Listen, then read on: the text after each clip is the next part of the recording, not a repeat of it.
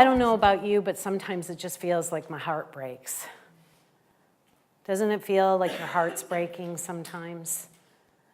I know mine feels like it's breaking at times, despite all the wonderful, positive teachings that we teach here, that we speak of here, that we embody most of the time here. Isn't there just moments where it feels lost upon you? The hopefulness of the words and the philosophy that we teach, and it just feels like your heart's breaking. This is what I want to talk about today. I want to talk about what do we do when our heart breaks. It's been such an interesting week, and I know some of this we've shared collectively and some of it not. We've all had our individual weeks, but for me this week has been so interesting. I've already shared part of the week with you. The week of, for a few moments, for a few brief moments, companioning a young child post-surgery, or this child named Henry, and being in the hospital and having that amazing experience of transcending the body for a short period of time, and to connect with the spirit of the individual and to transcend time and pain. He was my teacher this week, and he's a teacher for us all. But as I was sitting in the hospital in the pediatric ICU unit, as I was sitting there, I heard children crying. I heard kids crying. I heard the noises of sounded like folks in pain, and what I imagined were little folks in pain. And there was a moment when I needed to leave the room, and I went into the waiting room, and on the television set, what was unfolding on TV was a shooting in Florida, the school shooting in Parkland, Florida. And I'm looking at the screen as it was unfolding. It was a live, active event. And I'm just watching it, and I'm like, gosh, really? And not again. Not again. And then after that, after this experience, I left the hospital, and I went to go visit my mom, who, as many of you know, has Alzheimer's. And sitting with my mom, who no longer knows me, was really challenging that day. And it just felt like I was going down this pathway where I was experiencing heartbreak after heartbreak after heartbreak. Why must children go through this? Why must they be in pain? Why is there this shooting? Why doesn't my mom remember me? And the repeating and the repeating and the repeating and the repeating of our story, and the blank look of, but I don't remember you. So how could I raise you if I don't remember you? You know, that type of thing. And what I know is that it felt like a fog kind of descended, and the word morose, kind of like there was this morose feeling. And I looked up what that word meant, because I sometimes just use words and I'm not exactly sure what they mean. And then I'm always so excited how fitting it was, like I'm so smart. And so, but you know, it means miserable, depressed, sad. And I remembered that, oh, this is a familiar channel. This is a familiar channel, and how easily I can, well, actually not so easily, but how I can tap into that root and tap into that sadness and that depression and that morose feeling of hopelessness, and even touching a moment of despair. And so as I was driving home from visiting my mother, I did what we do here. It's like, okay, you know, I'm a minister of a spiritual community, but boy, I don't feel very good, and I don't feel very hopeful, and I'm not sure any of this stuff really works. And so, but gosh darn it, because of years and decades, really, of practicing, I went to my practice while I was driving, so you can multitask on this. And while I was driving, I took a few breaths, and I connected in the way that Tony has actually taught many people here. When I'm feeling really despairing or really lost, just saying, "Are you there? Are you there, Spirit?" And hearing a, "Yeah, I'm here. I'm right here. I've never left you. I've never forsaken you. I am here with you now and always. I am not alone. I am not alone. God is with me." And then it's just saying, what is the truth? What is the truth? How do I make sense of this? Because of my own thinking, I can't make sense of this. And I can't make sense of it for you either. I can't. But in that moment, I got just really simply, it's their path. It's their path. And even though there's a mystery to it, even though I might want to say there's more to ask, for some reason in that moment I was satisfied. It's their path. It's their path. And so I let go of the Claudia mind needing to know, needing to figure it out. And in that instant, in that holy instant, just with that simple answer, this fog, this morose started to dissipate and it lifted. And I knew that I could be love even when I didn't understand what's going on. We can be love even when we don't know and even when we can't explain why. That we can still be love. We can still look for the miracles. We can still trust and know it is all holy now that there's this tapestry of happenings, of choices, of contracts, of spiritual individuals that came into this experience to have the experience that they're having, and it isn't for me to judge it in any way. It is only for me to accept, to allow, and to love. And so we hear the phrase, take heart. We hear the phrase, take heart, all the time. Take heart, it's going to be okay. Take heart, I'm with you. Take heart. What does that mean? Well, I looked that up too. It means to become encouraged.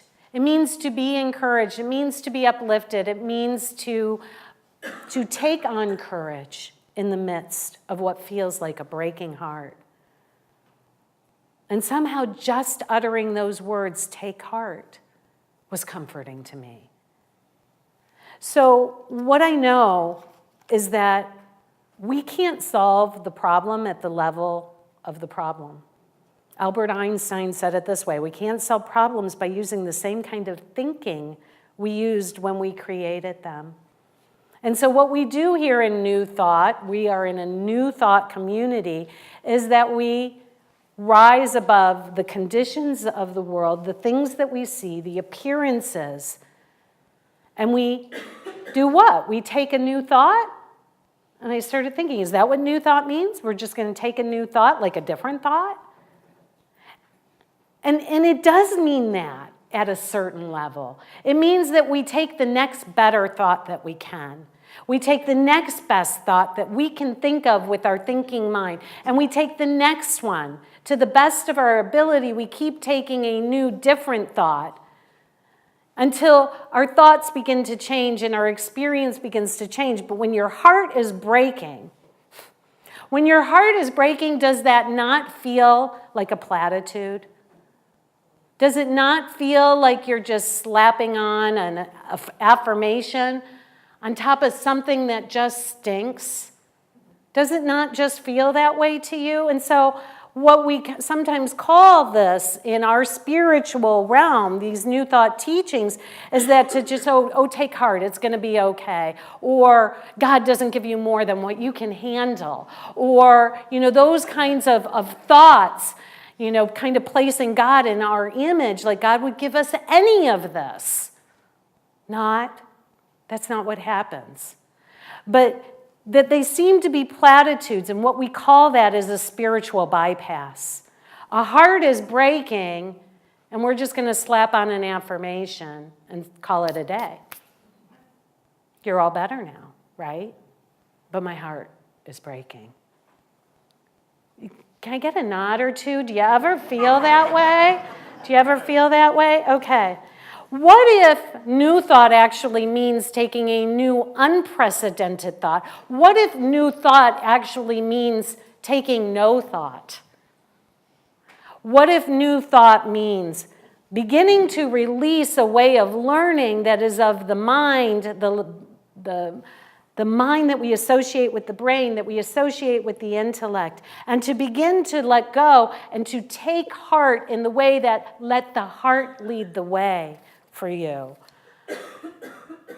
So once at the heart, don't you fear it's just going to be too painful? When somebody tells you, well, take heart or feel your feelings, don't you, it's like, no, I don't want to go there. How many of you keep it at bay? Because you don't want to feel that brokenheartedness. So thanks for... So what I want to say is that the heart that is breaking, if we can imagine the heart that's actually breaking, is the heart that is connected with the body-mind, is the heart that is connected with the ways of the world. And what I'm here to say to you is that we must let it break. We must let it break. We must let it crack wide open. Because it is only in doing that that the light is going to be able to shine through. It is only in allowing this facade of a heart that has gotten us through, and we love it, but it needs to break open so that a new, unprecedented way of being can come through. And why is it? Why is this heart, the heart that is connected with the body, the heart that's connected with the body-mind, why must that crack open and be let go of? It's because it's conditioned by the mind that says that we are form. It's conditioned by the mind that says that you are the body and that we are form. And what we know is that love transcends form, does it not? That when you love someone or something and that someone or something is not present, does that mean that you do not love them anymore? No. They went to the grocery store. You still love them, right? Or if they went on the other side of the world and decided not to be with you anymore, you still had that love and have that love. It's not connected with the form of a person. So love is not confined by form. But the body heart, the heart that's connected with this conditioning believes this. And so the first quote that we have is that you are not form, nor is your real world. You seek the face of God in form as you seek for love in form. But both love and God are there, but they are not the form that your body eyes see. And so we must let go of this heart that's connected with this conditioning that believes that we are form, that believes that we can be condensed and encased within a body, that we can be confined, that we can be separated by form and by body. What do we do when we separate things into form? Is that we separate. We see individuals in this room. We believe that form like this, that we use it for our good, that it's there to serve us, that we own it, that we possess it, but we forget that the form is merely a symbol of the love that is beneath it. And so that if we can begin to stop seeing with the body eyes, we would begin to see the formless. And when we begin to see the formless, we begin to see the love that is there. That in this room, in this space, everything is loving us. Everything is loving us. And so we often will say, introduce ourselves like this body. This body has the name of Claudia, right? And then I will say, but I am not this body. This body has the name of Claudia, but I am spirit, unlimited, now and forevermore. This body has a title named, of reverend. But that is not who I am. It's a role that I fulfill in this experience. And so I'm going to invite you to imagine for yourselves, to even say this to yourselves, to close the body eyes for a moment, and to say to yourself very quietly out loud, this body has the name of, and say your name.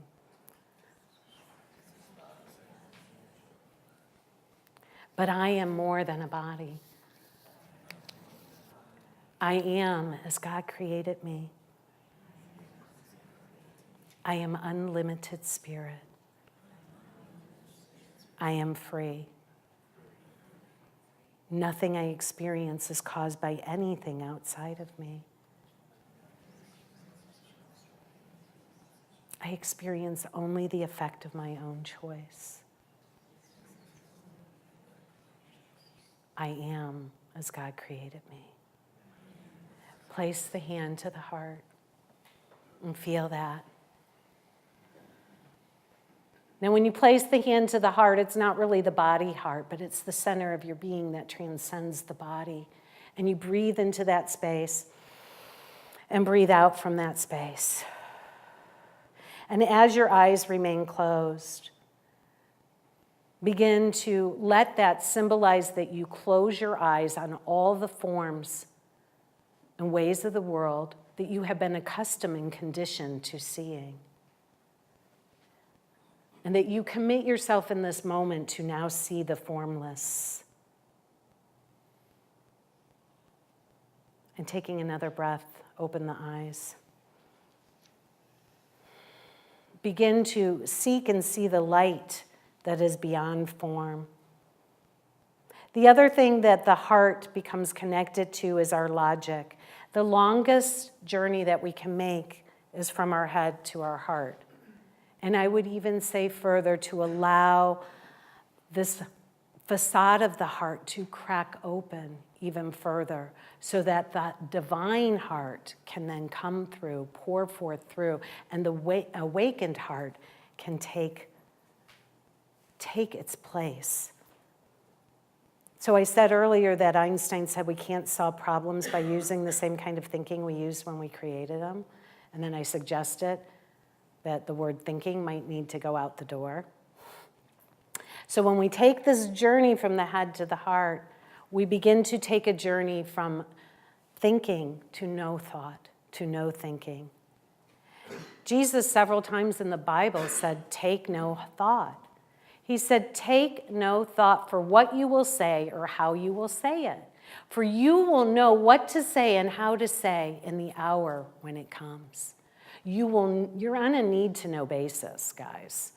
And if we can begin to let the heart lead us and not plot and plan with the logical mind, the heart will lead us perfectly to the truth that sets us free.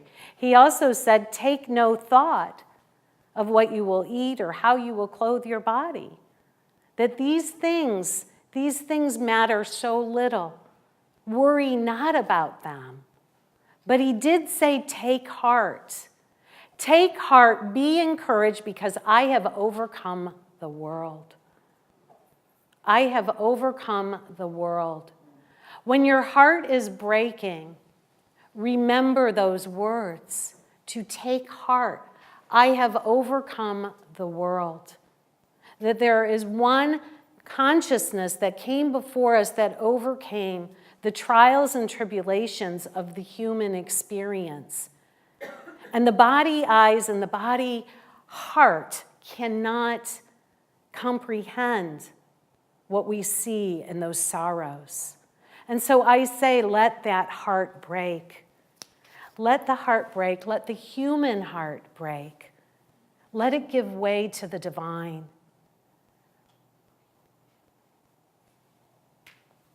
The heart that's breaking is attached to the world of form, of logic, of my side versus your side. I recently got introduced to a website called All Sides. Do you guys know that? Allsides.com. If you want to look up the topic of gun violence, you can type that in and it will give you the right, the left, and the center on that given topic so that you can begin to see all sides. But what I'm here to say is that we want to transcend even the idea of sides. Because in the heart, the divine heart, there are no sides. That one with God is a majority, one with love is a majority. That there is nothing outside of that. And so the heart must crack wide open so that that divine heart, the heart of oneness, the heart of Christ, the heart that overcomes the world, that heart can come forth and lead us home. That heart disengages us from connecting love with form, from connecting love with any sense of logic, and that we can transcend that because the heart of love is transcendent. Did not all of your hearts go to this incident? Did not everybody think about what the families must be going through? Your heart has the capacity to feel, yes, but it also has the capacity to embrace. To embrace. And how do we embrace? We embrace by being bigger than. The intellect cannot embrace. The intellect will take a side. But the heart embraces all that is. And so, the second to last quote, Tony, if you will. The reading said, "The heart is that which feels all things, embraces all things, trusts all things, and allows all things."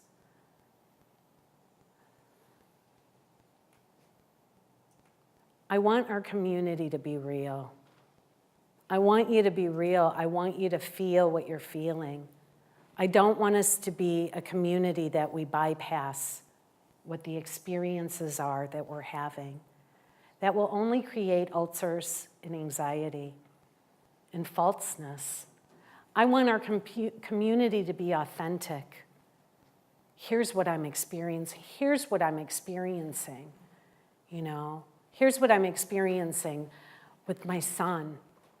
And my heart's breaking. Here's what I'm experiencing with the events in the news, and my heart's breaking. And that one another, that we can remind you that to feel that, it's not too painful, that you must feel that and allow it so that the divine heart can come through and embrace and remind you of what the truth is in a situation. So that the divine heart can say, when you ask, what is the truth here? That you get the exact truth for you, for your heart, so that you can become encouraged and have courage to go forward, so that you can take heart and let that be your guide. So we don't deny the role of feelings at all, but feelings fill our cup. And so feel what you feel. Allow it to reveal the obstacles, the misbeliefs, the ideas where the smaller heart is connected with the world so that you can heal it and embrace by becoming bigger than the intellect and trust God, the mystery, the laws of creation and the universe, and allow the feedback loop. Allow the universe to show us what the truth is. So the last scripture said, "But the time is coming. Indeed, it's here now." The time is here now. We must make this journey. This journey from the head to the heart is our way home. This is the divine intelligence and the wisdom. This is the compassionate heart of Jesus. This is what leads us home. We are not alone. The Father, Mother God, is with you now. We have been told this because it brings us peace. And while there are trials and sorrows in this experience of life, those very trials and sorrows are there to touch us that we may open, that we may see what we have made and created, so that we can rise. So I say the hour is now. And I say, if Jesus overcame the world, so can you, and so can I. It is time to overcome.